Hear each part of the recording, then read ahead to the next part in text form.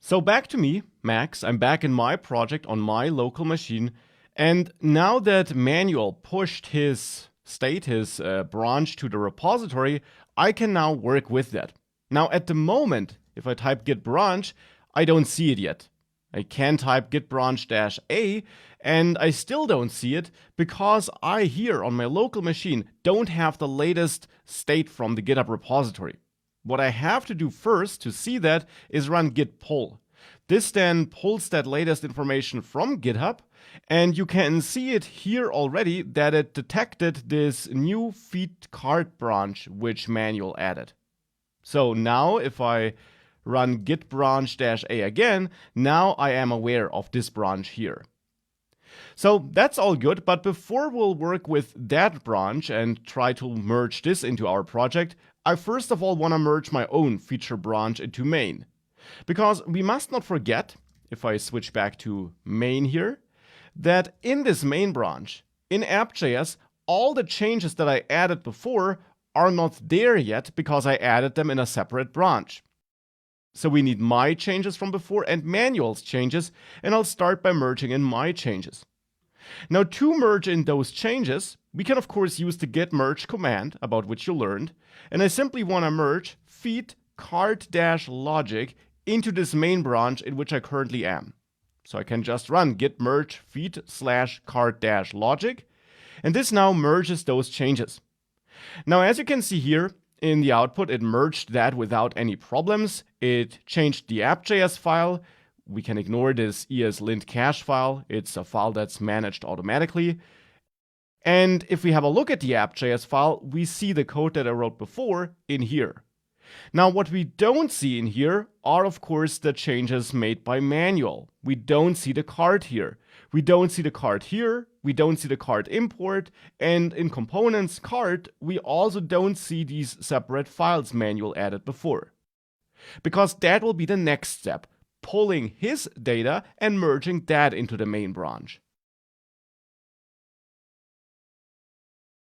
Now to merge Manuel's state, Manuel's work into this project, we can again have a look at all the branches we have, and we see that it's this branch here that I want to merge with my main branch.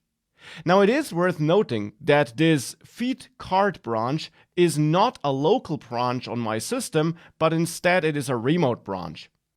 That means if I would want to work with it, I could of course check it out with git checkout origin/feed/cart. That would work if I want to do that. I could have checked it out as a tracking branch with --track. Or alternatively, now that I did check out this remote tracking branch, if I then run git checkout feed/cart, for example, I do automatically create a local tracking branch for this remote branch. So if I now run git branch, I do see this branch Manuel created as a local branch. Now I just repeated this because we talked about this in the course, but actually here it's not too important, because here I don't want to work in this branch Manuel created. I just wanted to show you the code real quick, this code, which I now want to merge into my main branch. And therefore I'll go back to my main branch here on which I worked before, and hence Manuel's code is gone again, of course. And now I want to merge in Manuel's code with that branch by running git merge, and then, since I checked it out as a local tracking branch, feed/cart. And now this gets merged in and we get a conflict here, as you can see in this output. Now we get a conflict here in app.js, and we get a conflict here in this ESLint cache file. Now this file really doesn't matter to us. We can delete this file altogether. It's auto-created by the project setup and it will be recreated if it's gone. The more important conflicts, of course, are the conflicts in the code. Now, first, we can have a look at components cart. We see that these two files, which Manuel added earlier, were added without conflicts, which makes sense because they simply didn't exist before and hence they could be added without problems. We do have a conflict in app.js though. If we have a look at that, and of course we see that here in this output in the console as well, if we have a look at that, we got a conflict here in this part of the code. This looks quite messy here, but in the end, the conflict which we have here is that I, before added this code with the curly braces and my condition here in the end and this div, and I also added this attribute to the header, and Manuel, on the other hand, who started on the same commit as I did from the main branch. He did not start on my feature branch, which I merged in, but instead on the same main branch. Manuel added cart and header like this, and that's a clear conflict. And since we had the same starting point, Git is not able to automatically resolve this. But of course, that's where we come in. We can resolve this. And now it's up to you to change the code such that you don't have a conflict anymore. For this, we can now decide which change we want to accept here. And I actually want to accept the current change, which is my original code, and then just update this a little bit so that it picks up Manuel's change, which is the addition of this cart element here. So I'll click on accept current change. And now I'll just replace this div with cart, because that is the change I want to make. You might remember that before with Manuel's code, the problem was that this cart overlay was always there. Now I before added the logic for conditionally showing or hiding it. If we combine both, then we got the desired end result where the cart will not always be there, but where instead we'll be able to toggle it by clicking the cart button in the top right corner.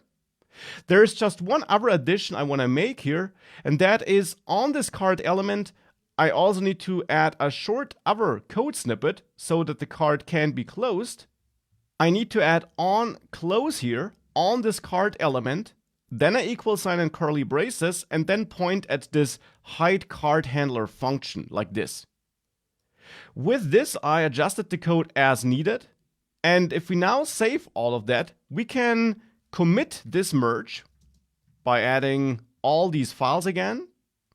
And then by running git commit merged cart feature, for example. This now was merged without problems. And this now all, of course, happened in the main branch because I wanted to merge all these feature branches into the main branch. Now, with that, let's again run npm start to see whether this project now works correctly and whether we are able to open and close this cart correctly. On this running website, we immediately see that the cart overlay is not there anymore, which is good. And instead, it opens if I click on your cart. And it closes if you click on the backdrop or on this close button. And the rest of this app still works as before, but now we successfully implemented this cart feature. So that is all working as we want. These are the changes merged into our main branch. Now the last step for me here is that I want to push this back to the GitHub repository so that this code, this almost final code, is not just stored locally on my machine, but available in this remote repository. And for that, I'll quit this development server again with Ctrl-C and then just push the main branch back to origin. And this will now push this main branch, which does include all those latest changes. Now, there is a missing feature though. We got this plus and minus buttons here, and at the moment, they don't do anything. Now, actually, the project as we have it already contains all the logic we need, but it's not wired up yet. This gives us the chance to also show you how we could also collaborate with help of pull requests instead of manual merging as we did it over the last minutes. And that's what we'll continue with in the next lectures.